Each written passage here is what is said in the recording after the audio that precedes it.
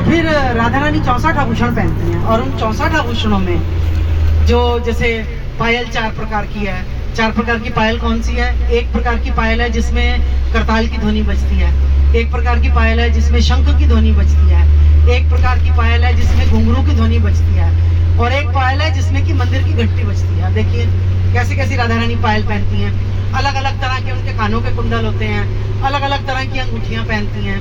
अब वो डांस करते करते में कृष्ण, अब उसके बाद दोनों जने थक गए।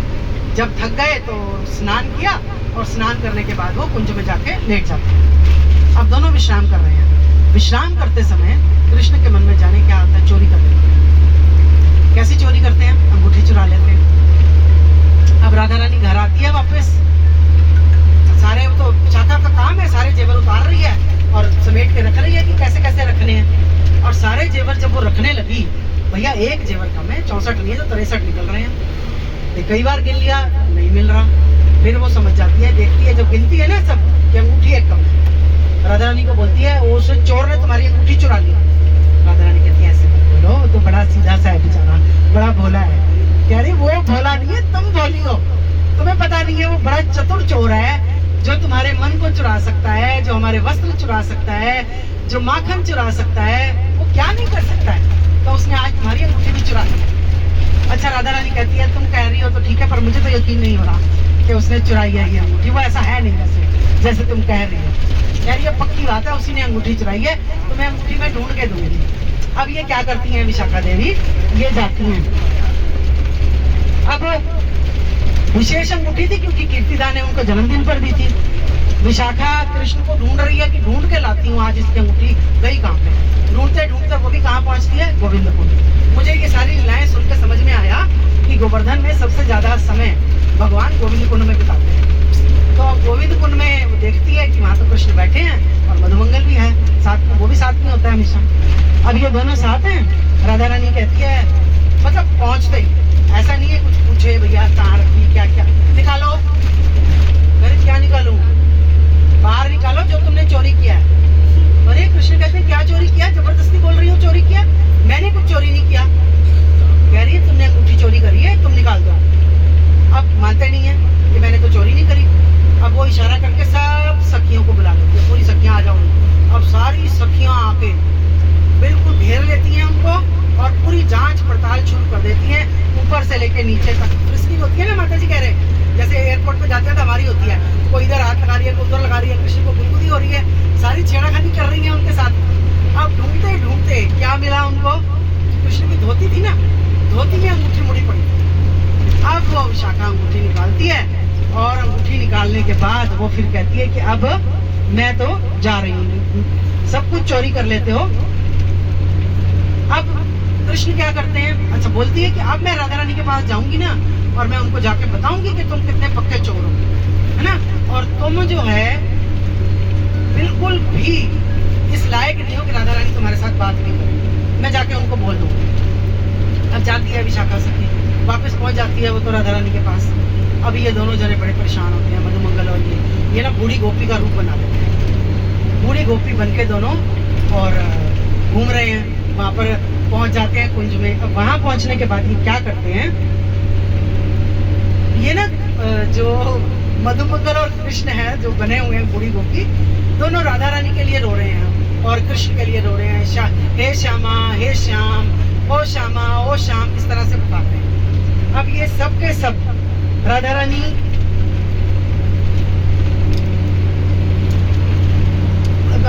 और गोपियां क्या करती है, जब ये वहां गई थी ना उसका अपनी अंगूठी निकालती हैं, तो उसके बाद ये कृष्ण का भी सारा सामान चुरा लेती है। कृष्ण का मोरपंख, कृष्ण की पुतरी, उनका पीताम्बर, सब सामान चोरी कर लिया था इन्होंने उनका भी। अब वो सारा सामान चोरी करके और ये आ गई थी। अब कृष्ण कहते हैं कि अब मैं इनको ढूंढ, अपना सामान तो मुझे लेके आना, मैं छोड़ूंगा नहीं। अब वो जाते हैं बूढ़ी गोपी बन के, और बूढ़ी गोपी बनने के बाद जब वहाँ पहुँचते हैं तो वहाँ रो रहे हैं और वो गोपियाँ बेचारी कह रही हैं अरे क्या हो गया, तुम क्यों परेशान हो रहे हो, है ना, क्या कष्ट है तुम्हें। वो कह रही है ये ना ये बड़ी दीवानी है कृष्ण की और ये बिल्कुल पागल हुई पड़ी है कृष्ण के लिए, और कृष्ण इसको मिल नहीं रहे हैं, राधा रानी भी नहीं मिल रही है। तो बेचारी विशाखा सखी उसको बोलती है राधा रानी को कि अब ये देखो कितना दुखी हो रही है ये, तो ऐसा करो ना, बूढ़ी है बेचारी, तो तुम सामान तो तुम लाई पड़ी हो सारा चोरी का, कृष्ण का सामान चुराया हुआ है ना, मोरपंख और धोती और पीताम्बर सब तुमने चुरा रखा है, बांसुरी सब कुछ तुम पहन के आ जाओ, और इसको समझ में आएगा ही नहीं, ये समझेगी कृष्ण आए हैं, इसके मन को थोड़ी सी शांति हो जाएगी। तो कहती है ठीक है। राधा रानी अंदर जाती है, कह रही आइडिया तो बहुत बढ़िया है। और राधा रानी अंदर जाती है और अंदर जाके वो कपड़े पहन के मोरपंख लगा के बांसुरी बजाती हुई और बाहर आने लगती हैं। और जैसे ही कृष्ण देखते हैं, तो श्याम सुंदर ने देखते ही सारा सामान झपट्टा और झपट्टा मार के वो भाग जाते हैं, वहां से निकल जाते हैं। तो ये लीला इस तरह से विशाखा सखी के साथ संपन्न होती है। इसके बाद अगली गोपी आती है चंपक लता। चंपक लता गोपी का क्या काम है?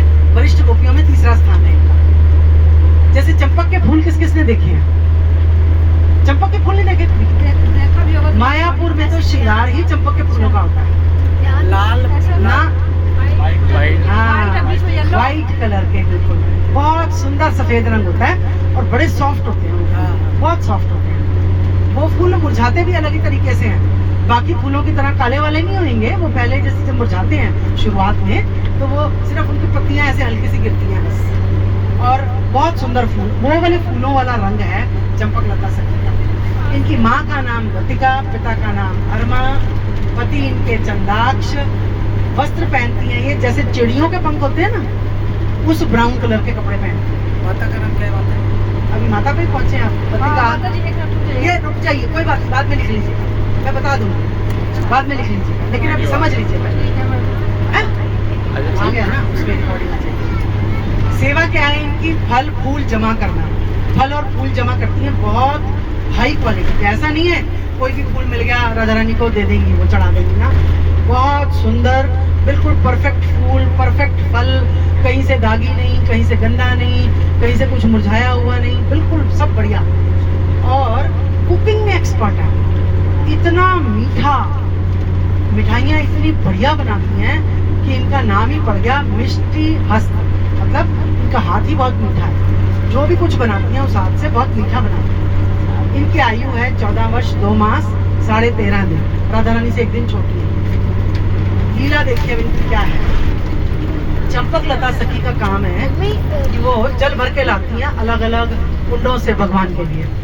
जब वो जल भर के लाती हैं तो एक दिन वो जल भरने गई हुई होती हैं। अब जल भरने जाती हैं तो रास्ते में उनको कृष्ण और मधुमंगल मिलते हैं, जो कि गेंद से खेल रहे हैं। अब ये देखती है कि वो गेंद से खेल रहे हैं, छुप के देखने लगती है कि क्या खेल रहे हैं। अब वो पेड़ के पीछे से छुप कर देख रही है और राधा और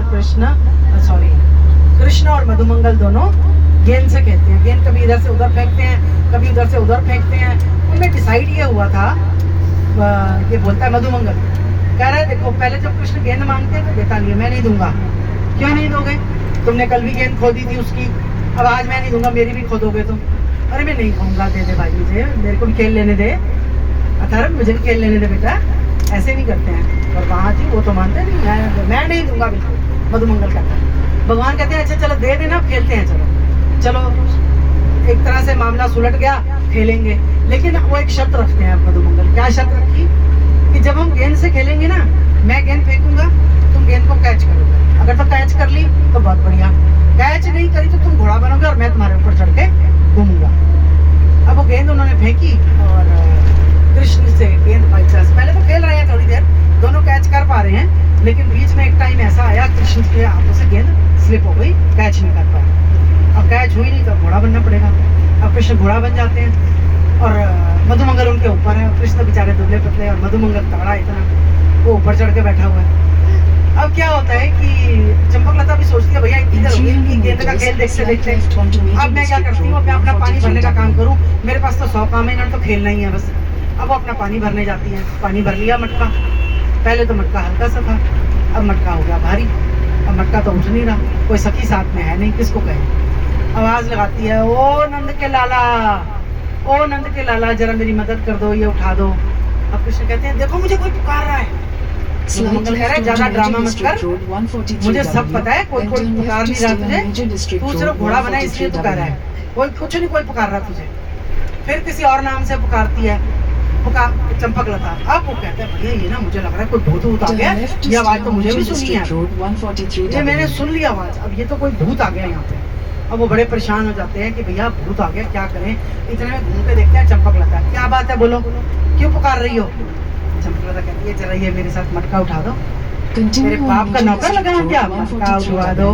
मैंने आज तक घर में कोई काम नहीं किया, मैया ने कोई काम नहीं मेरे से कभी कराया, मेरे घर में इतने नौकर चाकर हैं काम करने वाले, मैं तेरा ये मटका उठाऊंगा और सारा खेल खराब कर दिया हमारा, चल भाग यहाँ से, नहीं करेंगे हम। अब चंपकलता को भी गुस्सा आता है, वो इतना गुस्सा खा जाती है, पैर पटकती है जोर से, और जो मटका था ना पानी का भरा वो भी वहीं छोड़ के चल जाती है। अब मैं यहाँ से सीधा बरसाने जा रही हूँ और बरसाने जाकर मैं राधा रानी को बताने वाली हूँ कि कैसे मुझे इन्होंने तंग किया। फिर राधा रानी बात भी नहीं करेगी तुमसे। कृष्ण कहते हैं अच्छा चलो ठीक है, जाओ जिसको जाके बताने बता दो, हम भी नहीं करेंगे तुम्हारी मदद, ऐसे सारा खेल बिगाड़ दिया हमारा। अब वो चली जाती है और वहाँ जाके उनको बताती है कि इस तरह से ये जो है कृष्ण ने ऐसा किया, अब तुम उससे बात तो नहीं करोगी ना। राधा रानी कहती है बिल्कुल बात नहीं करूंगी, मेरी सखी को इतना तंग किया उसने, मैं नहीं बात करूंगी उससे। अब बड़ी खुश चंपकलता ऊपर से नीचे उतर के आ रही है, बरसाना का पहाड़ है ना, पहाड़ से नीचे उतर रही है। अब नीचे उतरती आ रही है, भैया ये इतने सारे बाजार में चूड़ियों वाले कहाँ से आ गए, जब मैं गई थी एक भी चूड़ी वाला नहीं था। बड़ी हैरान होती है। अब इतने में देखती है एक बुढ़िया बैठी है, बहुत सुंदर चूड़ियाँ लेके, बहुत ही सुंदर, और वो चूड़ियाँ देख के बोलती है भैया ये तो चूड़ियाँ बड़ी सुंदर है, तुम्हारी कहाँ से लाई हो तुम ये चूड़ियाँ, मैंने तो तुम्हें कभी पहले यहाँ देखा नहीं है। चंपकलता कहती है कि मैं बरसाने की हूँ, पास के गांव से आई हूँ, ज़्यादा दूर की नहीं हूँ मैं, लेकिन ये चूड़ियाँ तो मेरी तो स्पेशल चूड़ियाँ हैं ये। कह रही अच्छा मैं तुम्हें लेके चलती हूँ, फिर मेरी मालकिन इन चूड़ियों को खरीदेगी और तुम्हारी बहुत मदद हो जाएगी, वो सारी चूड़ियाँ ले लेगी तुमसे। अब हाथ पकड़ती है चंपकलता उसका, जिसको कह के गई थी कि मैं तो तेरे को मिलने नहीं दूंगी, और पहुंच जाती है। और जैसे ही वहां पहुंचती है और पहुंचने के बाद अब चूड़ियां देख रही है, राधा रानी को बड़ी अच्छी लग रही है सारी चूड़ियां, भैया ये तो सारी चूड़ियां बड़ी सुंदर हैं। तो अब क्या करें, राधा रानी कहती है अच्छा एक दो चूड़ी पहना के दिखाओ मुझे। अब श्याम सुंदर ने हाथ पकड़ा, और जैसे ही हाथ पकड़ा राधा रानी को तो समझ में आ गया कि भैया ये कौन है, हमें भी पता है कौन है ना, सबको पता है ये कौन है भैया, ये तो बुढ़िया तो है नहीं है। और जैसे ही हाथ पकड़ा उन्होंने, हाथ पकड़ते ही वो तो हो गए मूर्छित। अब वो मूर्छित हो गए और उनके वहां से वो वेणु दिख गई उनको, और वो निकाली सब सखियों ने, और सारी सखियां बहुत हंसने लगी। और सबसे ज्यादा लेकिन दुख किसको हो रहा है, चंपकलता को, मैंने कहा था कि मैं मिलने नहीं दूंगी और वेट दिलाने के लिए लेकर आई। तो इस तरह से ये चंपकलता की लीला है। फिर आगे देखते हैं चित्रा सखी। हमारे यहाँ भी एक चित्रा सखी बैठी है ना, चित्रा सखी खड़ी हो जा, सो रही है, सोने तो सो रही है, तो बैठी है। तो चित्रा सखी क्या है, वरिष्ठ सखियों में इसका चौथा स्थान है। इनके पिताजी का नाम है चतुर, माता चर्चिका, पति पिथारा, और इनका रंग है केसर जैसा, केसर का रंग जो होता है, और चिकसौली गांव में रहते हैं। इनकी आयु है 14 वर्ष 7 मास 14 दिन। आश्विन शुक्ल तृतीया को इनका जन्मदिन होता है। सेवा क्या है, ये लौंग ला के देती है भगवान और राधा रानी को। 14 क्या है इसके पिताजी के नाम, चित्रा के चतुर चतुर चतुर चतुर चतुर 7 months 14 days। ठीक है, लौंग लाती हैं और दोनों के झगड़े निपटाती हैं। और इनकी एक और खासियत है, बहुत सारी भाषाओं में बात कर सकती है, कोई भी भाषा कोई बोल ले, जैसे हमारी चित्रा भी समझ जाती है, सब भाषाएं समझती है। और एक और खासियत, आंखों से देखकर बता देंगी जो चीज बनी है उसमें क्या करना है। हमें तो टेस्ट करना पड़ेगा, कोई भी चीज हमारे सामने कोई पेश करे, हम उसको खा के देखेंगे, फिर बताएंगे। किसी को स्मेल से पता चल जाता है ना, कि भाई इसमें ये चीज डली है, क्या नहीं डला ये कोई नहीं बता पाता। ये तो सब बता देंगे कि भाई ये स्मेल आ रही है, अच्छा इसमें मोटी इलायची डली, छोटी इलायची डली है ना, दालचीनी डली, लेकिन क्या नहीं डला ये कोई नहीं बता सकता। लेकिन चित्रा सखी ये बता पाती है सिर्फ देख कर, आंखों से देखती है और बता देती है कि भाई इसमें ये चीज नहीं डली है, नमक कम है इसमें, वो आंखों से देख के बता देती। तो ये इनकी विशेषता है।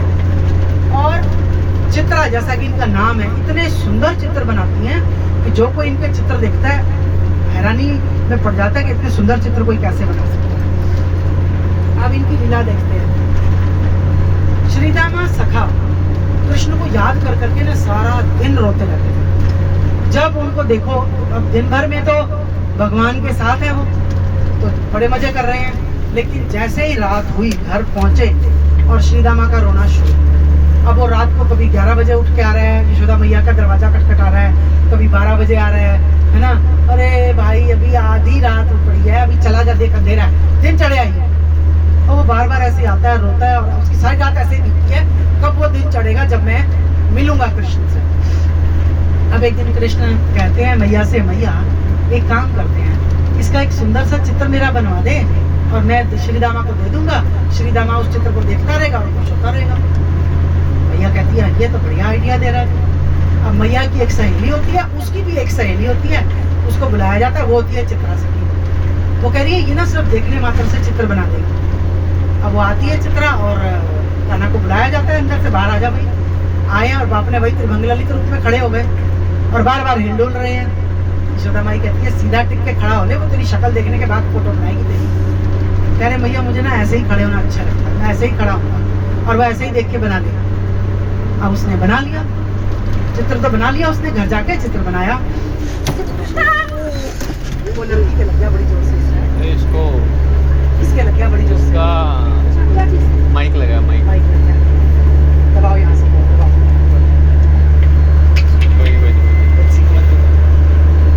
कहाँ थे हम? वो फोटो देख के घर जाके चित्रा ने घर जाके बहुत सुंदर चित्र बना दिया। अब वो चित्र बन गया, अब उस चित्र में रंग करने हैं, रंग करने लगती है। एक रंग मिला, 2 मिला, 4 मिला, 6 मिला, सारे रंग मिला लिए। भैया इनको खाना का रंग ही नहीं आ रहा। मतलब उनकी आंखों में ऐसा कुछ फिट था कि वो कृष्ण का कॉम्प्लेक्शन भी उनकी आंखों में समा गया, और वो उनसे बन नहीं रहा है। उन्हें समझ नहीं आ रहा कि मैं कैसे ये बनाऊं। अब जब उन्हें समझ में नहीं आ रहा फिर वो क्या करती है,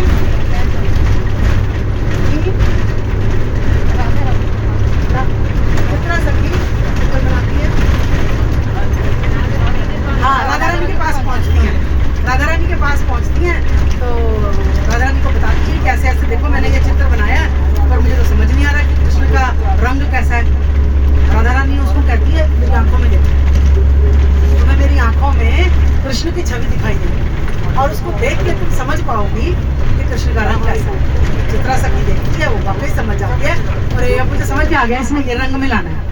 वो वापस घर आती है और भाग के फटाफट आती हैं और रंग बनाकर और उसमें रंग भर देती हैं और बहुत सुंदर कृष्ण का चित्र तैयार हो जाता है। चित्रा सखी लेके यशोदा माई के पास पहुंचती है। यशोदा माई के पास पहुंची तो यशोदा माई देखती है, कहती है बहुत सुंदर बन गया। कृष्ण को बुलाते हैं, कृष्ण कहते हैं मुझे ये वो क्यों दिखा रही हो शीशा। यशोदा माई कहती है शीशा नहीं दिखा रही। कृष्ण समझते हैं मेरे को शीशा दिखा रही है, मेरे जैसा ही तो बना है बिल्कुल। कहती है वो नहीं है, जो चित्रा से तुमने चित्र बनाया था वो है ये। अच्छा, वो चित्र बन के तैयार भी हो गया, ये तो बहुत सुंदर बना है और अब ये मैं श्रीदा माँ को दूंगा और श्रीदा माँ इससे खुश हो जाएगा, इसको लेकर। अब उसके बाद क्या होता है, वो चित्रा से कहती है राधा रानी कि मैं तुम्हें क्या दूँ अब इसके बदले, तुमने मेरे लल्ला को इतना खुश कर दिया। 1 बार 2 बार 4 बार पूछती हैं, चित्रा सखी हर बार मना करती है। यशोदा माई नहीं मानती है, नहीं कुछ तो मैं दूंगी। कह रही अच्छा तुम्हें कुछ देना ही है तो अपना लल्ला ही देना। अब वो कह रही है लल्ला तो मैं नहीं दे सकती। यशोदा माई को कुछ होने लगता है, कह रही लल्ला तो नहीं दे सकती मैं। अच्छा फिर क्या करें। अब उसके बाद क्या होता है, कहती है चित्रा सखी मैं तो मजाक कर रही थी भैया, कोई बात नहीं। अब कृष्ण भाव समझते हैं ना, वो समझ गए कि चित्रा सखी को मैं चाहिए। वो चित्रा सखी को ये वादा करते हैं कि मैं तुम्हारे गाँव में, जो चिकसौली गाँव है, मैं वहाँ हर रोज आके तुम्हें दर्शन दूंगा। और वहाँ जब हम चिकसौली गांव जाते हैं तो वहाँ पर आज भी मंदिर है वो, जहाँ वो पंडित पुजारी हमें वो कमरे दिखाते हैं जहाँ की भगवान पे श्रृंगार के लिए सब सामान रखा हुआ है, और वो आज भी वहाँ जाते हैं और उनको दर्शन देते हैं चित्रा सखी। तो इस तरह से ये चित्रा सखी। अब आ गई तुंग विद्या। तुंग विद्या जो है उनकी माता का नाम है मेधा, अभी पिता का नाम है पुष्कर, पति का नाम है बलिसा।